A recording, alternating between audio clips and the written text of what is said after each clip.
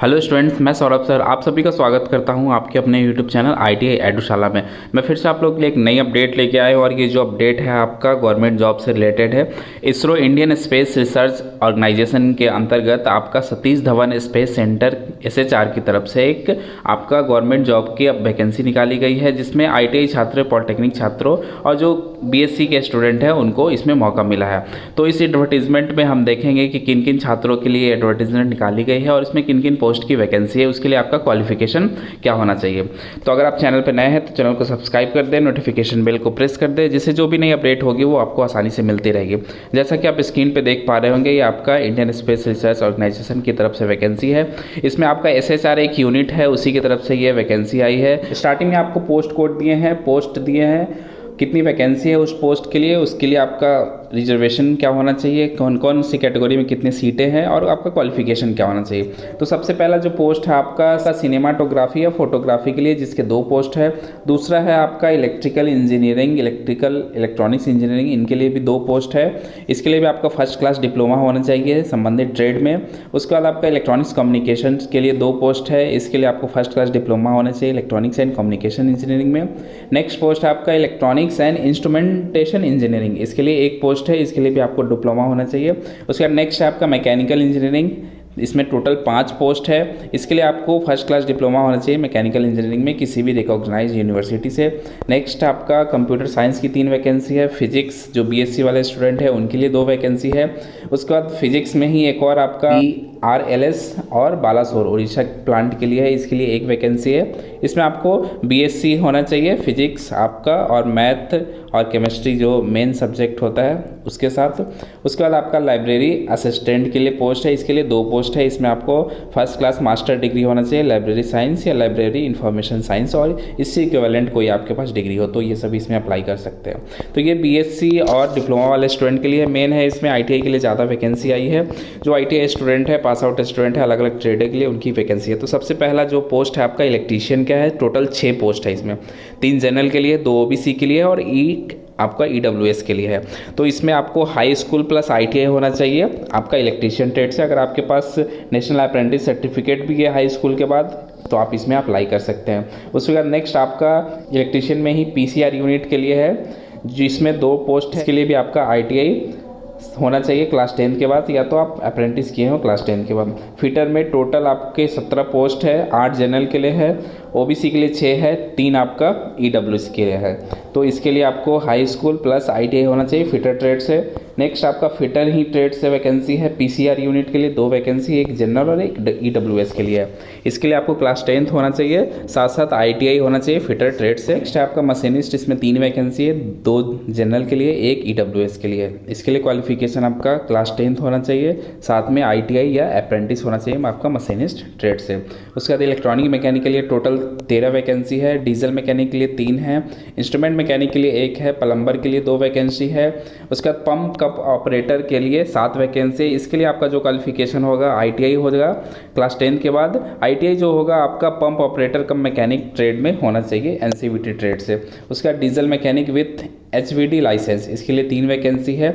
इसके लिए जो क्वालिफिकेशन है क्लास 10th प्लस ITI होना चाहिए डीजल मैकेनिक ट्रेड से। उसके साथ साथ आपको हेवी व्हीकल ड्राइविंग का लाइसेंस होना चाहिए, तभी आप इसमें अप्लाई कर सकते हैं।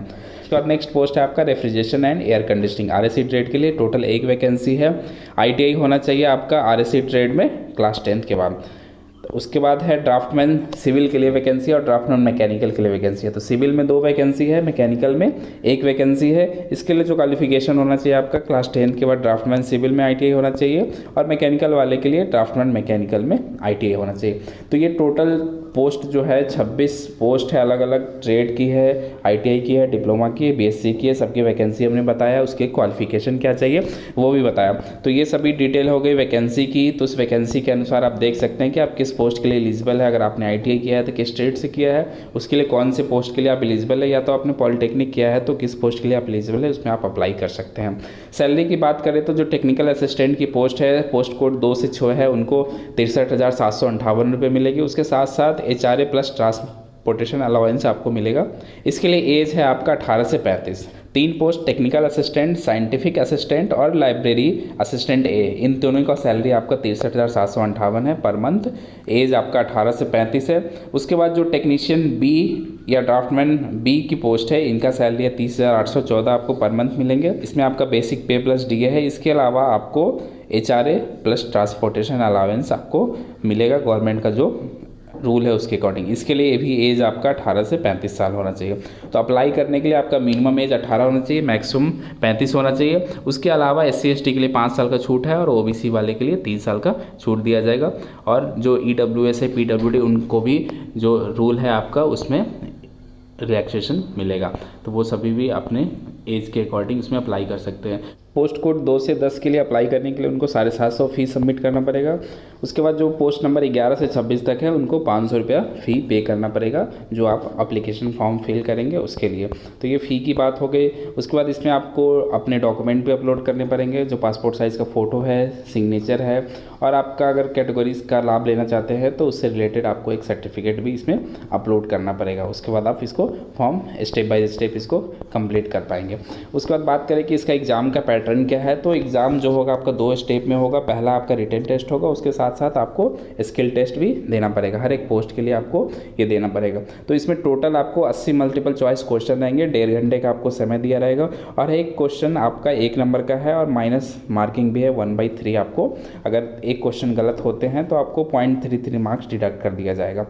तो ये आपका टोटल 80 नंबर का एग्ज़ाम होगा 1.5 घंटे का। इसके बाद जो भी स्टूडेंट रिटन टेस्ट में पास करेंगे उनके लिए स्किल टेस्ट होगा, जो आपका 100 नंबर का होगा। ये आपका क्वालिफाइंग होगा ओनली। तो जो फाइनल मेरिट बनेगी, जो स्टूडेंट स्किल टेस्ट में क्वालिफाई कर जाएंगे उनका जो रिटन टेस्ट में नंबर आया है उसी नंबर के बेसिस पे आपका फाइनल सिलेक्शन होगा।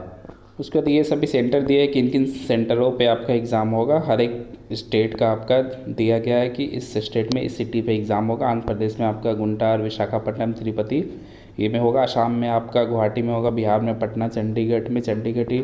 तो ये सभी आपको सेंटर दिए। टोटल 22 सेंटर है जहाँ पे आपको एग्ज़ाम कराया जाएंगे। CBT मोड में आपको एग्ज़ाम करेंगे। तो आपको फॉर्म अप्लाई कैसे करना है, तो इसका फॉर्म अप्लाई करने के लिए आपको www.shr.gov.in पे जाके इसको अप्लाई करना पड़ेगा, जिसका लिंक आपको नीचे डिस्क्रिप्शन बॉक्स में मिल जाएगा।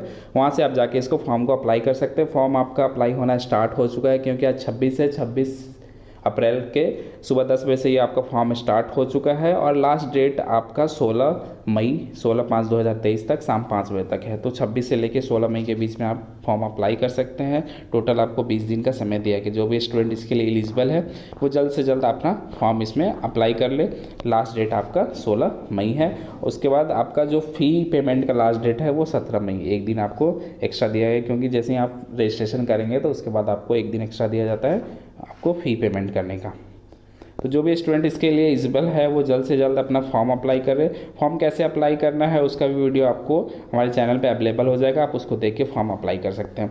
तो आशा करता हूँ कि आप लोग के लिए ये वीडियो हेल्पफुल रहेगा। अगर वीडियो पसंद आया तो वीडियो को लाइक करें, शेयर करें, हमारे चैनल को ज़्यादा से ज़्यादा सब्सक्राइब करें। अगर आपको ये PDF डाउनलोड करना, अगर आप PDF देखना चाहते हैं तो हमारे टेलीग्राम ग्रुप से ज्वाइन होकर आप इसको डाउनलोड कर सकते हैं। हमारे टेलीग्राम ग्रुप का लिंक नीचे आपको डिस्क्रिप्शन बॉक्स में मिल जाएगा, आप वहाँ से ज्वाइन करके इसको देख सकते हो। और भी जो अन्य PDF है, कोई वैकेंसी है, प्राइवेट जॉब की वैकेंसी से रिलेटेड कोई अपडेट हो, अगर कोई कैंपस प्लेसमेंट का आयोजन किया जाए तो वो सभी डिटेल आपको टेलीग्राम ग्रुप में मिल जाएगा। तो आज के लिए बस इतना ही। मिलते हैं अपने नेक्स्ट वीडियो में कुछ इस तरह की नई अपडेट के साथ। तब तक के लिए धन्यवाद।